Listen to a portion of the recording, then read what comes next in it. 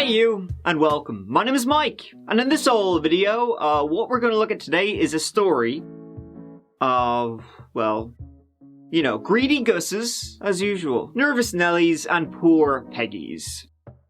Okay, there's actually only one of them in this story, but those adjectives, they still apply. I stand by them. Within a spit of New York lies Headless Horseman Country, the beautiful and historic Hudson Valley. There, a tale as old as time itself, going back to the dinosaurs, you know, when they were yapping away or barking or whatever. That's what they sounded like, you know. Greed. You know, what's yours is mine, and what's mine is mine. And it's a story of assembling a team of just you know, crack dummies. So let's give it a go.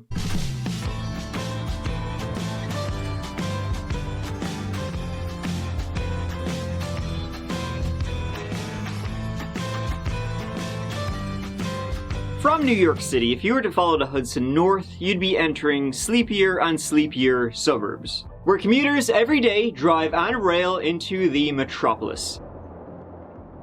About 40 minutes by train from Grand Central Station, fittingly enough, that's where you would find the famous Sleepy Hollow, home of the legendary Headless Horseman. But just across the Hudson River from Sleepy Hollow and Tarrytown, where the New Jersey Palisades end, you would spy Clarkstown, a lovely little town, a nice place to live, with all the bonuses of living out of the city while still within range of it.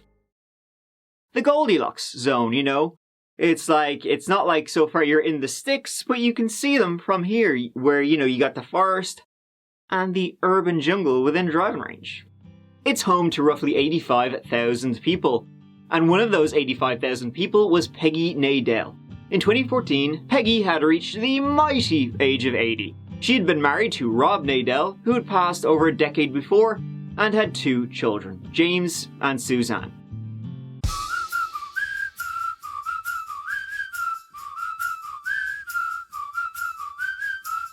Peggy was born in 1933, if you can believe that, a native of Brooklyn, baby. That's where she met future husband Rob, a warm and kind man. After the marriage and the kids and getting bored with being a stay-at-home mom, she decided to go back to studying. This was in the 1960s, eventually going to work at Xerox. Xerox is one of those companies I've always heard of, but never had a clue what they did. I can't type. I don't take dictation. I won't sharpen pencils. I can't file. My boss calls me indispensable. Miss Jones. Just a minute. Will you make a copy of this? Naturally. I pushed the button on the Xerox 914. Basically, they made like printers and paper and shit. I thought trees did that. Basically, the first people to mass produce photocopiers, I understand. Today, God only knows. Interesting tidbit though, I'm gonna go off on one of my usual tangents, is that like, back in the day, people would say Xerox something, you know, would you copy that? Oh, I'll Xerox it for you. You know, the way you'd say like, I'll Google something now today. But Xerox kind of shot themselves in the foot because they thought that people saying Xerox stuff all the time would be trademark infringement, as in I'll Xerox you a copy. So they asked people to stop saying like Xerox it and just say photocopy it or copy it instead. So people were saying their company name like every day and they asked them to stop. So today we say photocopy something and literally no one has a clue what Xerox is. Alright, I need to stop going on tangents. At the time, Peggy was one of the few women in the office. One of the few honeys back in the day, but she rose quickly to the top dog position. Her children, Susanna and James, each married, Susie a welder named Bobby, James a woman named Diana Martinez, later Diana Nadell. Peggy, after her husband passed and she retired, began traveling the world. She was a political activist and was heavily involved in her own Jewish community and spent a lot of time with Susie, her husband Bobby, and her grandchildren. James, Diana, and their children lived down in Florida and weren't as close. Not like Susie and Peggy, who would see each other, or at least talk to each other, every single day. And so when one day Susan couldn't get through to her mother, she drove over. That day was a cold and snowy 25th of January 2014. Susie couldn't get through to her mother, Peggy, that morning, as she, always did. And so Susie called Diana, who was down in Florida. Was like, have you heard anything from her? And Diana had her own relationship with Peggy. They were close in her own way. Peggy doted over her grandchildren and helped them out financially as much as she could. And Diana said she'd called at like 7:30 a.m. and she couldn't get through to her. So Susie decided to drive over there. She was calling her phone, she was calling her home phone, she was calling her mobile phone, and all she was getting was this. Yes. When she got out of her car and approached the house, she saw Peggy's car was still there, and, began to fear something had happened to her mother, who was getting on in years. Something had happened, but not what she had been expecting. She found Peggy Nadell at the bottom of the stairs, crumpled up. Bloody. Bloody because she had a knife sticking out of her chest. Now, what your first thought is when you see someone on the ground, bloody, with a knife in their chest? What you would think your first thought is going to be, Susie had a very different thought. Susie thought her mother had fallen on the knife and then hit her head, as it looked battered. So Susie took out the knife. She took it out as she wanted to do CPR. Now her mother was like ice cold at this point, so she'd be doing it for a while. I need an ambulance right away. Ma'am, calm down. What's going on there? I think my mother fell down the stairs and with a knife in her hand and stabbed herself. What Susie believed happened, and what she told the responding officers, was that Peggy must have tripped over the cat, stabbed herself, and then fallen down the stairs. An almost comical series of events, but then Charlie's tried to get me a few times. The little shit.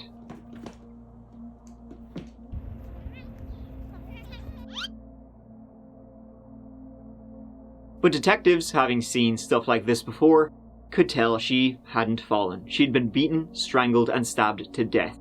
It had started in the bedroom, to the landing, to the bottom of the stairs, in a heap on the floor. Chairs had been pulled out as if two people had been chatting, having a cup of tea. Missing was Peggy's computer, purse, and jewellery. It looked like a staged burglary, as in two people had been having a coffee. Peggy probably knew them. It wasn't a home invasion, it was just made to look like one. And it looked like things had been perfectly placed where they thought burglars might place them. And in the snow outside, they found no footprints other than the responding officers. So it didn't look like people had been wandering around, casing the joint. And the door had been opened from the inside. There was no forced entry, and the key was still in the door. We spoke just a second ago with Sergeant Glenn Cummins, and this is what he has to say. The investigation is still in its nascency. All we can release at this point is that we're investigating a suspicious death of an 81-year-old female, Peggy Nadell, and she lives at 644 Andover Road in Valley Cottage. Again, the investigation is still in its infancy, so that's all the information that we can release at this point. It was an individual that had really a love affair for our town and cared deeply about the community, and her death is just shocking to all of us. Peggy was a wonderful lady, and our condolences to her family. Really nice lady. And so the first suspects were, obviously Susie and Rob, the person who took out the murder weapon out of the dead body. Not a good look. In the slightest. Susie told the police that landscapers or modelers had been around. Oh, hey, maybe you should investigate them. And it's not like, a lot of people wouldn't have had a chance to scope out the place. But evidence left behind? Non-existent. No forensics, no prints. But, and there's always a big booty, is that Peggy, she was very wealthy. You guys, silver lining. And all that, it turns out that she would leave a shit. Like my life insurance stance, I think I need a inheritance stance. It's coming up again and again. $4 million was in the Peggy Nadell estate, left behind. In this economy? Susie, knife wielder. Oh no, my fingerprints. They're on the murder weapon. Oh boy. Oh geez. I even thought this was an accident. I'm pretty sure, like in a Marx Brothers series of events, she tripped over her cat, stabbed herself, and then fell down the stairs. Guys, this is definitely not a murder, but if you're saying it's a murder, well, I have no idea who could have done it. Definitely not me. The only person whose prints and evidence are around the place. Yes, I initially said it was an accident, but if you guys are saying it's not an accident and it's a murder, well, who could have done it? Definitely wasn't me who was involved in my mother's murder, because I didn't even think it was a murder, so it definitely wasn't me, guys. Not the person who has the motive, who would inherit a lot of money. Definitely not me. When do I get my $4 million? Can I get it today? Where's my money? Susan and Bobby eventually hired an attorney. The scrutiny was on so hot. The police, though, were going through, well, everything they could. And they found out that in the wee hours before Peggy was found, at around 1 a.m., she'd received a call to her home phone. Odd time for a lady like this to get a call. And following up on that, it was traced to a burner phone. Alright, now you make my prick perk up. Shortly after that, the alarm at Peggy's house, it went... alarm noise. Then the alarm company called. Peggy was like, yeah, hey, it's me. So clearly, the alarm went off and she opened the door. She must have known whoever it was. Hello, this is the monitoring center with Bullet Security. This is Peggy Nadell. The code word is Max. I'm sorry. That's okay, ma'am. Everything's fine. I'm glad everything's okay. We'll disregard for you. Have a good night. So she received a call and opened her door, almost 100% to someone she clearly knew well. Then they sat down, had a chat, and then maybe went to the bedroom, scuffle, crash bang wallop, down the stairs, avec knife. This actually started to lead away from Suzanne, and tracking her movement that day led to her just seemingly having a very normal day. But of course, Susan wasn't the only person to benefit from Peggy Nadell's death. What about James Nadell and his wife Diana, who were all the way down in Florida? Well, James was in Florida at the time. They lived close to Miami, and his wife Diana was in Washington, D.C. Both their phones were where they said they were. But Diana, her activity was kind of weird. A lot of random numbers she called very often, and never before or again around the time she went to Washington, D.C. She said she had been there for a wedding, but her stories kind of conflicted about what she did during those few days, and the numbers she had called weren't linked to any wedding party members. But she didn't speak to a single person the night of the murder, and no calls were to the burner phone. But burner phones are interesting, right? You know, they're secret phones, prepaid phones. They're most used by, well, drug dealers, and maybe somebody having an affair, or somebody trying to plot a murder. So regular people kind of would have difficulty tracing them, but not the police. The number of the burner phone can be traced to where it was bought, and when it was bought. And then if you have CCTV of when and where, you can find that who. And they did. It was purchased in Florida, near Diana's home. But it wasn't Diana. It was a woman named Karen Ham Samuels, one of Diana's frequent callers. But she wasn't the one who activated the prepaid phone. You have to call a number to activate it. She only bought it. It was activated by another woman, an Andrea Benson. Another one of Diana's frequent callers. So what exactly was going on with Diana when she was in DC? She'd been making some suspicious phone calls around the time, nothing definite but certainly odd, and now she's being linked to the burner phone used to contact Peggy the night of the murder. And of course, also as daughter-in-law, she stood to inherit a nice chunk of cha-ching. In DC, at the airport, she met Andrea Benson. They hung out that day, and that night Andrea's phone, at least her phone, travelled all the way to the Hudson Valley. At the time, Diana's phone was in DC. But was Diana? Well, wiretapped calls showed she certainly wanted her friends to say she was. So it was 9 in the morning to now, or was it 9 at night to 6 in the morning? Right, exactly.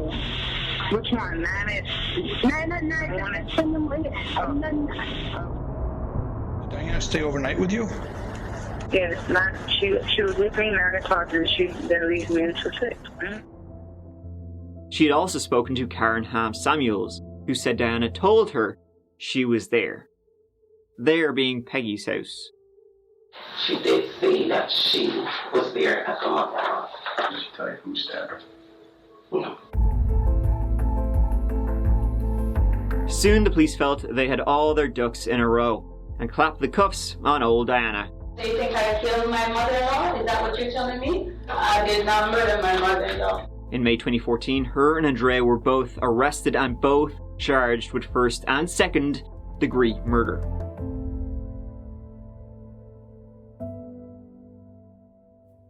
The investigation into the murder of Mrs. Peggy Nadell is active and ongoing. As in any criminal investigation, we will have to be circumspect in what we can and cannot release to the public at this time. I can report to you that the following people were arrested on Tuesday, May 20th, 2014, in relation to the Peggy Nadell homicide. Diana Nadell, age 50. Andrea Benson, age 25.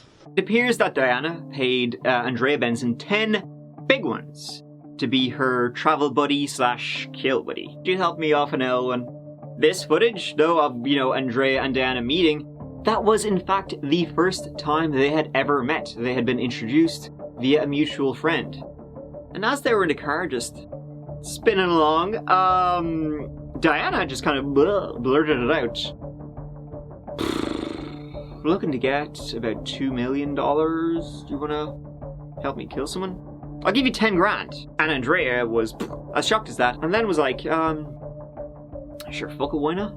So then they drove together from Washington, D.C. all the way to Clarkstown, New York. Along the way, they activated the burner phone and called Peggy in the middle of the night. They showed up at her doorstep after 1 o'clock in the morning. Surprise! Yeah, real surprise. They talked for a while. I guess Peggy got a bad feeling, tried to escape to the bedroom. She didn't have a chance. Also arrested was Tanisha Joyner, the woman behind this voice. Yeah, she was with me, 9 o'clock. She was charged with rendering criminal aid after giving the false alibi for Diana. Karen Ham Samuels wasn't charged. She just bought the phone, didn't have a clue. And it also appeared that James Nadell, Diana's husband and Peggy's son, he hadn't a clue about what his wife was doing, what she was plotting. To kill his mother. Out of nowhere, I might add. It was inheritance. Peggy wasn't a spring chicken. They probably would have gotten that money sooner rather than later. But for some reason, Diana, dipshit Diana over here, she tried to assemble, like the Avengers on her little plot. It's like Ocean's 11 or something, the Avengers. More like the shit Venture. Fuck. Andrea Benson pled guilty and would be sentenced to 20 to life. Diana pleaded not guilty. Me? Don't know what you're on about here. Pull the other one. Charges against this woman have been upgraded to first-degree murder for her alleged role in a brutal crime that left an 80-year-old woman dead. Until when she was in jail, awaiting trial, she tried to have Karen Ham Samuels, the woman who said that Diana had told her she had been in Peggy's house that night. In jail, Diana tried to have her killed. So. One of my said it's absolutely imperative the one in Miami he's got to get rid of. After that, Diana pleaded guilty, looking rather silly. I would like to say that I'm very sorry for my actions and that I am extremely sorry for any pain I may have caused, especially to my husband. She would get sentenced 23 years to life in prison. The sentencing was a little rowdy. Susanna didn't hold back. You were born in paradise and you're going to die in hell. You had the audacity to come back to New York and pretend to mourn after brutally strangling, bludgeoning, and stabbing my mother to death. Nor did her husband Bobby, who had to be removed from the court. Fair play to you, Bob. Why Diana's a fucking piece of garbage?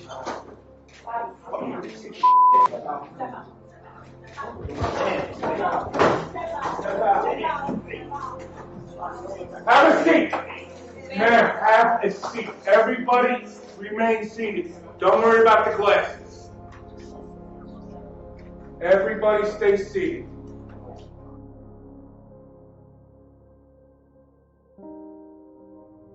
And so ends the story of Peggy Nadell, a woman who gave everything. And it still wasn't enough. Greedy D over here. Much like life insurance, inheritance is something we see coming up again and again and again. It needs its own dance, to be fair. And almost seems kind of worse to me as a motive than life insurance, because with inheritance, you know, you're kind of likely to receive it anyway. And I guess kind of killing your parents is kind of worse than killing your spouse or whatever. I presume James is absolutely livid for bringing Diana in. Diana, she's probably pretty livid too, after getting caught in a fucking dumbass way. What a dumpling. Dipshit Diana, I call her. Or will call her. Although I'll probably never speak about her again. I should have used that from the start. Thank you so much for watching. I really appreciate you taking the time to watch this old video. If you're hearing my, you know, voice right now, it means you made it to the end. So, fair play. You can watch more of my videos. Go on, why not? But really, here, thank you so much. I appreciate it a lot. And here, I'll see you as always, you know, next Tuesday or next Friday, when I'm always posting. So till then, though, please, you know, take care of yourselves. Because I love you. My kid.